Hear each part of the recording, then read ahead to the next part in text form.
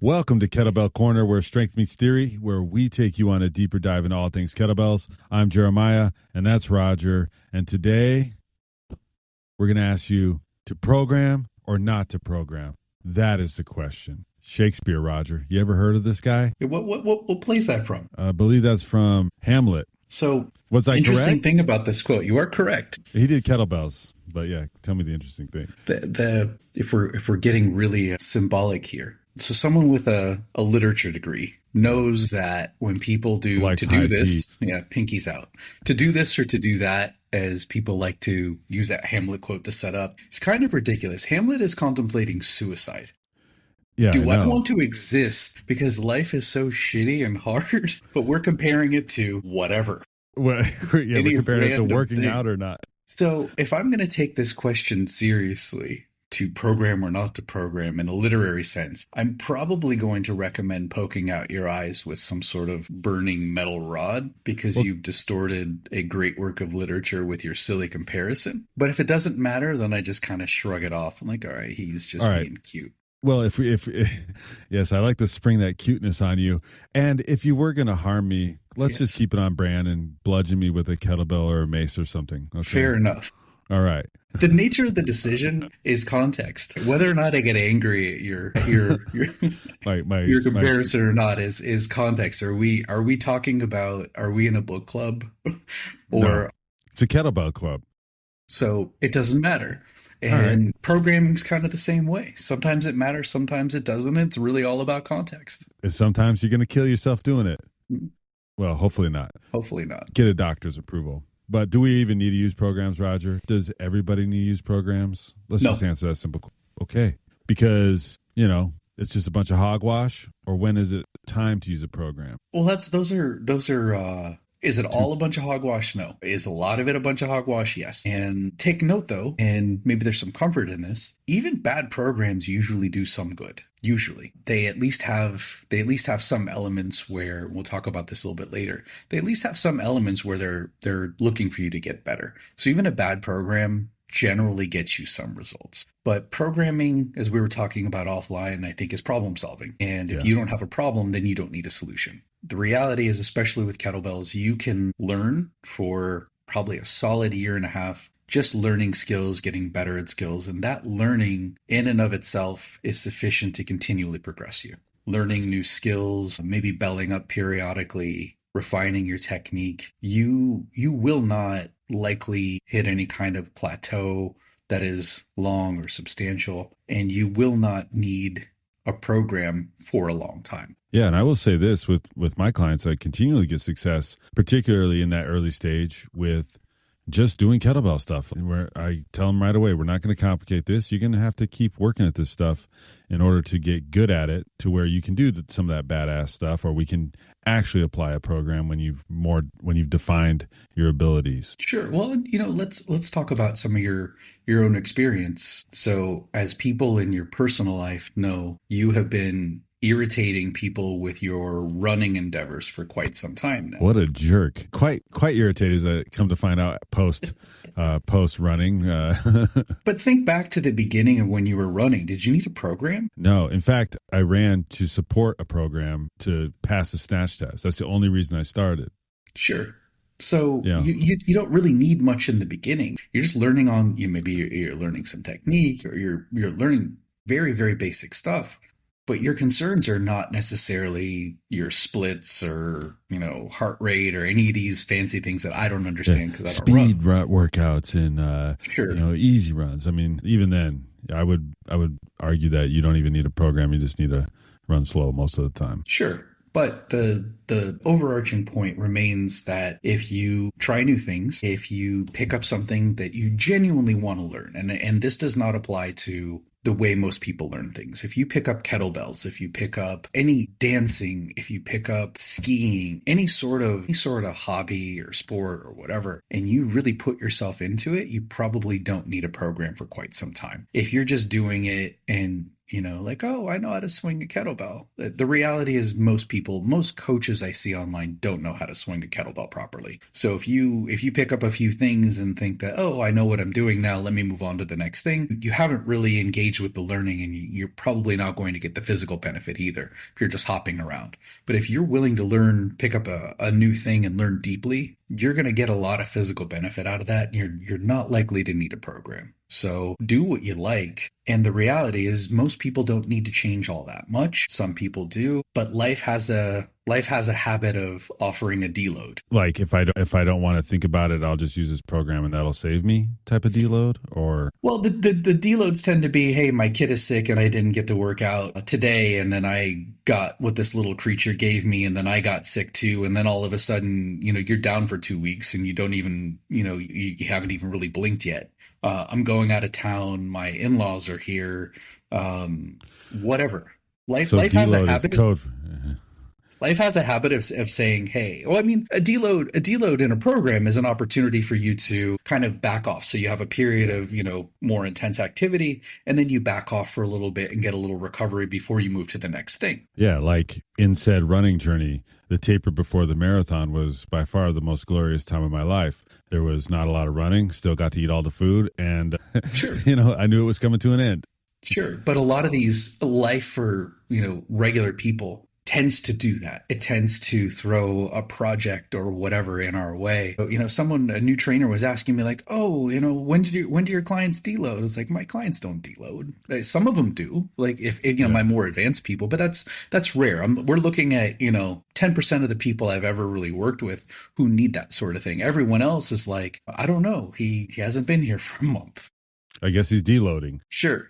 So the take home is that learn something, do something new, engage yourself deeply and learn that thing, and go from thing to thing over time, but you probably aren't going to need a program in that scenario. Yeah, and sometimes, like you mentioned earlier, sometimes people just need something to follow.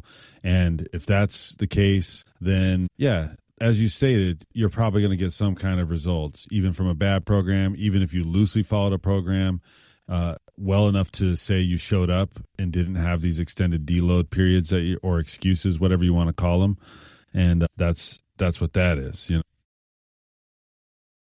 So I do think it's important, though, to isolate the difference between programs and progression. Okay, that's important. A program is a systematic approach to solving a particular problem. It is the implementation of specific stresses in order to achieve a goal. And that goal, in most cases, should be specific. So you and I right now are working on a program to get you pressing that 48 overhead. Yeah, it's a very specific goal. Okay. Yeah. You too. Yeah, me too.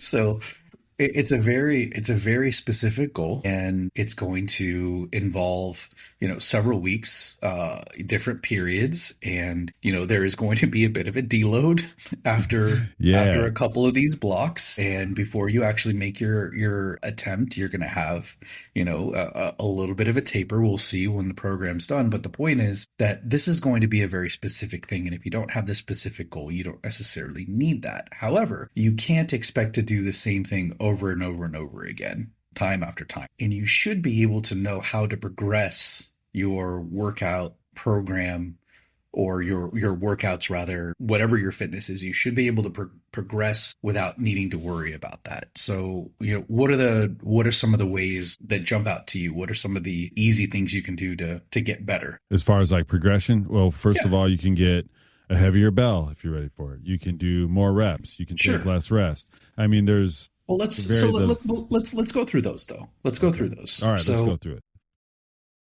We want this to be actionable. We want people to be able to go and evaluate what it is they're doing. So the first one you talked about is getting a heavier bell. So adding more load. Yeah. If you add more load, then your body, your nervous system, your tissues need to respond to that load. You need to get stronger, and you need to create an alarm response. You need to create, whoa, this is a sufficiently loud signal that is being sent enough times, or for a long enough time, where I need my body to physically accommodate to this new stress. I'm adding a heavier bell. How do you, let's stick within kettlebell training because again, we Okay. want this to be actionable and this is really what we're talking about here. How do you know when it's time to use a heavier bell? Generally, I'll go off of basically the rating of perceived exertion factors in. Is this easy for me? If I'm able to do like 3 ladders of 5, that's usually a good indication that, hey, this is in one session, not just overall in one session where obviously I'm not needing the amount of rest that's required to get to the next thing. So it's not taking 2 hours. It's within my 45 minutes, I'm getting through 3 ladders. This is probably time to move on up. And that's a basic area where I will start at to say like, hey, this is enough. And sometimes it's, let me just try that. Okay, so that's your metric, and I think that's reasonable. There's a particular amount of lifts that you're going to be able to achieve with the bell, and if you can achieve that and feel like you're not ready to die, then it may be time to get another bell. What we often see, though, and is thoroughly overrepresented, is I lift something heavy. I lift it a couple times, and I immediately go to the next thing, or maybe I do 1 to 5 ladder. Like, oh, I'm ready to move on to the next bell. Like you just did this one time. Let the volume train you. Do this as a, repeated thing and feel good about doing it, because just because you can do it doesn't mean it's easy. And when we look at training, when we look at things like intensity, we're really dealing with percentage of maximum. And if, to achieve this particular goal, to do, 3 1 to 5 ladders, that is going to represent a maximum effort. If that's your goal, if that's one of the ways you're measuring this. So if you're completing 3 1 to 5 ladders, and you can do it with, let's say you can do it with a 24 for the first time, but again, you feel like you're dripping sweat and it's super hard. You don't say, oh, hey, I won. Like that represents your 100% effort, and keep doing that, because the next time you do it, maybe it's only, 90%, 85 or whatever, but you have all of this other percent that you can still do this and still get results. So rather than saying, oh, looks like I need to go to a 28.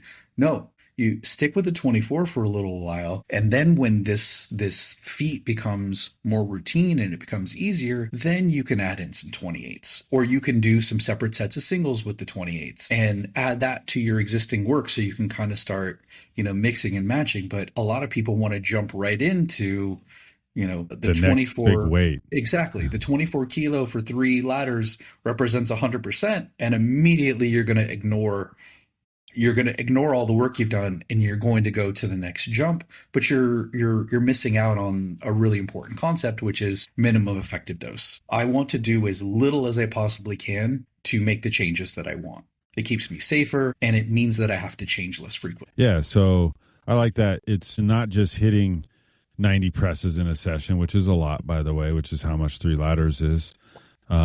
It's also doing that over and over until that becomes extremely easy. And then it's probably time to go on. And I do like that, adding that single rep in. That sort of fits with the programming scheme we like to start people out on. But that's solid stuff. Now, how do I know when to progress if it's something like a ballistic or something like that? Well, you work with the structure. Ballistics, you can focus on, why are you doing them? So we've always got to go back to context. Why you're doing them? Are you doing them to get more of a, I want to get sweaty, I want a cardiovascular benefit? Am I doing it because I want to go heavy? Like, what's the point? Okay. Yeah. And then the structure that you have is going to support that point. You can still do ladder training with swings. That's totally fine. But I mean, the criteria is going to be the same. Once I've hit my benchmark, how frequently can I continue to do this until it gets a little bit easier? Until I feel like, this is kind of becoming routine. I think it's time to go up. So essentially you're saying, don't be in a rush to progress yourself. Own it, sit in it, and then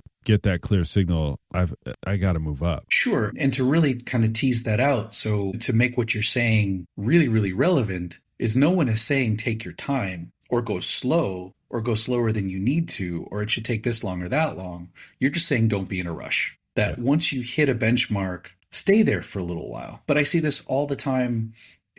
I've spent a lot of years in just regular commercial gyms, and you see that's where we met. you see people who, they get a max, and then all of a sudden that's the weight they work with. It's like, oh, I'm trying to build a 205, and I've got clients, who will, for whatever reason, a 200-pound bench press for a lot of people is just a goal. That's the coup de grace right Yeah. there. So, let's say usually what happens is we start out like, oh, what are you doing? Oh, I put on a plate. And it's like, okay, so 135. And you see it's like, no, you're not lifting that, sir. Let's get your form down and let's build you up. But what inevitably happens is we improve form, people get stronger, because they're more proficient at the lift. And now all of a sudden you're starting to put weight on. So 135 actually is a legit lift, and now we're at 145. And people like, oh yeah, let's the next time you come into the gym, putting 145 on the bar. Like, what are you doing? That's like, my new weight, bro. Exactly right. So you just learned how to hit 135 well last week.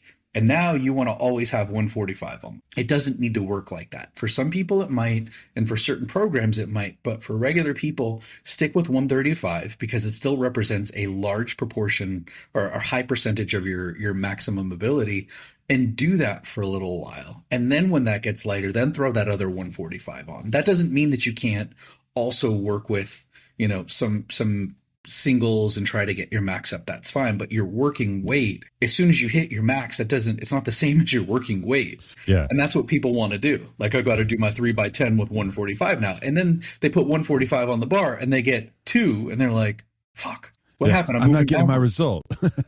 So yeah.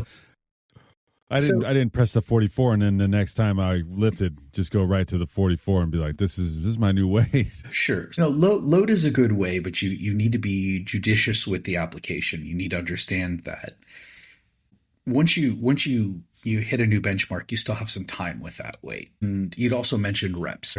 That's another important thing. How do you decide when it's time to go up in reps? Is it how you feel, or is it objective based? It would definitely be as an objective, like what's your objective based? Sure. Or yeah. Sure. What are you trying to do? Yeah, it's primarily based on that. If we're building strength, it's going to be in those 1 to 5 rep ranges. If we're looking to get bigger muscles, then we go to the higher rep ranges. And sometimes, honestly, sometimes it is how I feel. Am I feeling good? Maybe I can bust out 12. If I'm not feeling good, maybe 1's enough to show up for. That's typically the parameters. I'll kind of keep it in. If there's more, I'd love to hear if this, if that's solid, or how can we expand on that? Well, again, we're looking at progression. We're not looking at programming right now. From a programming standpoint, I'm going to do what I want when I show up. That works sometimes, but not really all that well for a program because this should be relatively well thought out.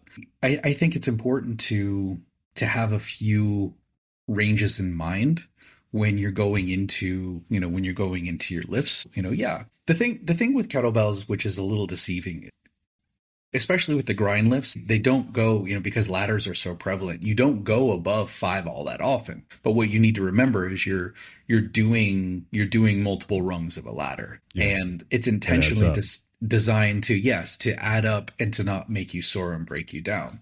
But that doesn't mean you can't go into other ranges. And, there's nothing wrong with, if you want to get, you work on muscular endurance, or if you want to get a little bit more size, there's nothing wrong with doing 6 to 12. There's nothing wrong with doing straight sets. You're not doing a ladder anymore, and that's fine. But having an objective in mind in terms of, what do I want my body to do? So knowing, look, there are going to be drawbacks. If you're doing 3 or 4 by 8 to 12, it might be better for most people in terms of muscle building, if that's what you want, but you also need to be ready to deal with that soreness too, because kettlebell training does not make you sore most of the time in the same way. Whereas a lot of the, barbell training, the straight sets approach, reps, they will, because when you're working with just 5 reps, you don't have the same time to break down the muscle tissue the same way. So it's not as effective at building muscle, but it also allows you to train several days a week. And there's something to be said for the overall volume of the work. That being said, kettlebells are great for all around fitness, but if you want to get the strongest, I'm not going to recommend that your main tool be kettlebells. If you want to get the biggest, I'm not going to recommend that your main tool be kettlebells. So, we want to work within the limitations of the modality. We want to recognize what this is good for and what it's not good for. But, if you're, let's say, I know a lot of people who love using kettlebells for jiu-jitsu, that you're going to need full range, you're going to need some flexibility. And a lot of the time they really enjoy, training at both ends of a spectrum. Let me do low reps and high intensity because I need to be able to do these really quick surprise moves versus, let me kind of cook, go low and slow and build up some tissue tolerance. So you can work at either end and you can say, okay, well, I did this. Now I'm going to do that. So let me play with a different rep range and see what happens with how my body responds. That makes sense. So for general fitness, not needing the program,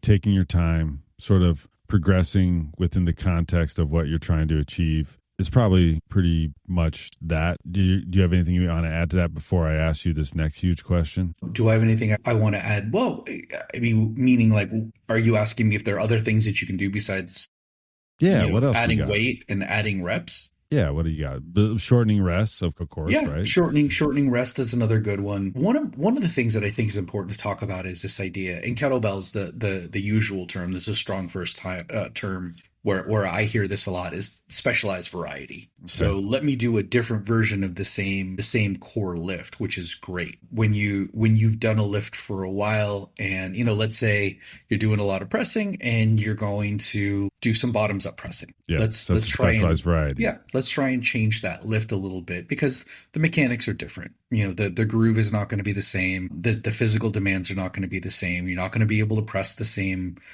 mass. You're going to have to lower it. Rep ranges will be different, but you're still getting a press. Yeah. So, that's important. But one of the things, and this is a hallmark of bad programming and often new trainers. If you're out there and you bought a program and every workout every week is different, then you have purchased a bad program. But that keeps me from getting bored, Coach. Yeah, then you don't need a program. Go learn new things. Yeah, exactly. It's this whole muscle confusion. Like, it's nonsense. You need to do the same things. If you have an objective, then you need to do the things that are going to meet that objective. And you're not going to get, people who are truly good at this stuff. Their workouts look remarkably similar. That, maybe some of their core lifts are always going to be very similar. Every now and then you change some of your accessory stuff or you do this movement or that because you have a particular problem that you need to solve. But in general, your workouts are going to look the same. So that's not what I'm talking about. I'm not talking about changing it up every workout. I'm saying every now and then, going from singles to doubles or, changing the way you hold the bell. Yeah. Or even as a more recent example, instead of doing double cleans, you do strongman bent presses and heavy get-ups as part of a particular program. Sure. Something like that. You could use a barbell instead of a kettlebell. There are a lot of things you can do. That's blasphemy on a kettlebell podcast. That's rude. I'm going to go buy a barbell today, as a matter of fact. But those are some of the big ones. Changing load, changing rest, changing the total volume. You can change exercise order. There are a lot of things you can do to switch it up a little bit, and then changing the exercises slightly. So you said you had a big question. What was your big question? I don't know if it's that big anymore. You might have covered it. How do we know that we're getting a good program? How do we evaluate potential programs we want to take? Well, that's one. If you get a program and it's different, every workout is different, then is there value in it? Sure. And that some of the work is done for you. Someone has told you what to do. As long as there's some sort of progression built into the program, then yeah, you're probably going to get something out of it. So I won't say you've completely wasted your money, but if you're looking for if your problem is you need to comb your hair and I give you a fork as opposed to a comb, it'll work. Solve the problem, but is it a good solution to the problem? And I would argue no. Now, clearly I'm not the expert. Well, I was going to say, did you use a fork? Maybe that's what happened. But, it will get the job done, but it won't get the job done. So, these are some of the things that we think about. But, what are good programs? What are good programs going to, what are they going to have? I mean, generally they're not going to be overly complicated. You're not going to have, you're not going to need a manual to explain the workout. Yeah, you may be able to just open it up on one particular page and be like, okay, this is what's up. Let's just do the work. And I think the key is it has good progression, right? Mm-hmm. And subsequently, I guess this gets it into coaching versus programming. Does it have the regressions that you need and stuff like that? Often good programs do. Often they will, the idea of a program, we're talking about one that's not supervised. So this would be something that maybe you buy, you from the buy Bells app or something. online.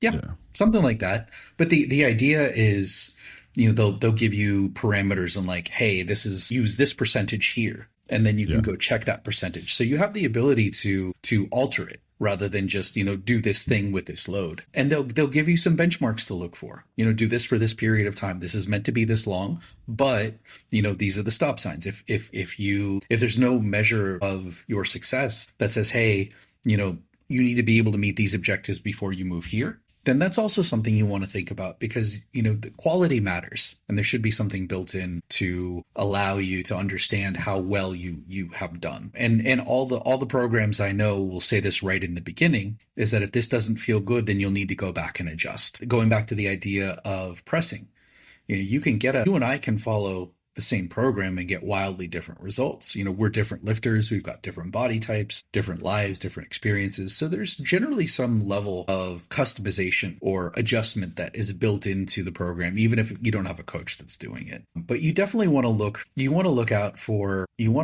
for different exercises every time. Exercise order actually is a really, really big giveaway. You should do your hardest or your biggest thing first as a rule. And I'm not talking about a warm-up. The warm-up is separate, but just getting that thing that's going to demand the most from your nervous system and your attention, or maybe it's your weakest skill level, so you can actually perform it without being under additional duress from the whole workout. Sure. For that. And if nothing is necessarily, more neurologically demanding than something else, then you can just go based on muscle size. But if you're doing a workout and there's not a good reason for me to be doing, let's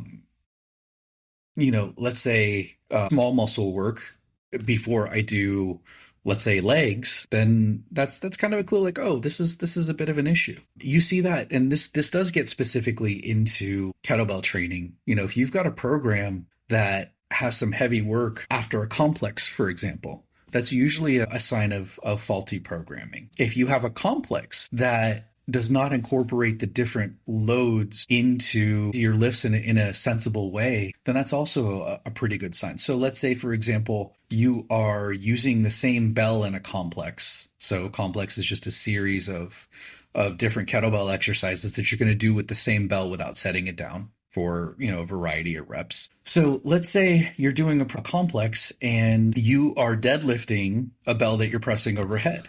Well, that doesn't make a lot of sense. Yeah, because you're not going to get a good stimulus from the deadlift because it's not very heavy, because your legs are stronger than your arms most of the time. Sure. So, now if you're in a place where you're doing these for time and it's at the end of a workout and you want to just say, hey, I'm not looking to have stimulus other than, let's say, muscular endurance or cardio or whatever. Okay. I'm still not a fan. I'm still not going to buy your program, but I won't ridicule you to your face. Your face. Yeah. But you do want to think about, why am I squatting the same load that I'm doing a kettlebell curl with? Yeah, kettlebell curls rule. Why, real quick, I don't know if you even want to dive down this road, but why wouldn't you be a fan of said complex at the end, just for the sake of, it's a popular term, as a finisher, I guess? It's not that I have a problem with a complex at the end. It's still the same problem. I still want a complex. I still want a that is going to challenge all of my muscle groups equally. Okay. Yeah. So that's what I'm saying. Okay. So you're saying the deadlift isn't going to challenge as much as the press. So it's sort of a silly complex you even do. You'd be better off doing maybe a swing or something like that. I'm not a fan of kettlebell deadlifts, period. Yeah. Unless you're like brand new and you need to they're tolerance. They're a great teaching tool. We can get into the single leg kettlebell deadlift. That can be really effective for a variety of things. They're good for building up tissue tolerance and learning the movements. But generally speaking, the argument against swings, which is usually erroneous, is that kettlebells are not heavy enough to challenge you.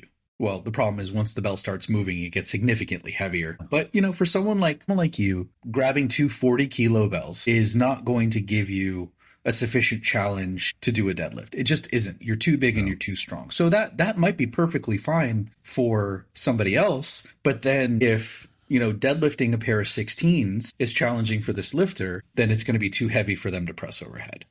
Yeah. Okay. So I like that. That's really that's what we're talking about, is that, when you're build intelligent complexes. I'm also not a big fan of throwing in a bunch of mobility work in just to do it. So like the swing into the windmill, into the deadlift, into the, in between the legs, and blah, blah, blah, blah. It's just for the sake of doing it. And that that sort of falls into the previous evaluation of sort of, is it changing every time? Are we just doing things to do things, or, can we just get down to business and achieve the goal that you set out for when you purchased the program? And so, when you're looking at these sort of things, if you're somebody who's going to buy them, check those things out and be aware. For example, how we do our things, and I'm not saying that you need to go with us, you should, but you don't need to. But our programs are very well noted that they're a program. And then our groupings of kettlebell exercise workouts are called packs. I mean, they're just workouts that are cohesive, and they're going to get you your general fitness. Sometimes they're focused on a particular skill, sometimes they're not, but at least there you're seeing difference, and you can make an educated guess at it. So it may be hard at first or intimidating if somebody's new to evaluate a program, but you can always send it to us. We'll evaluate it for you. Sure. We'll do an episode. Yeah, it's not a problem for us to take a look at anybody's whatever this or that program. So, is there anything else you got for programming right now, Roger? No, there's one kind of fun thing that you and I chat about. And that's when you get programming from the influencer types.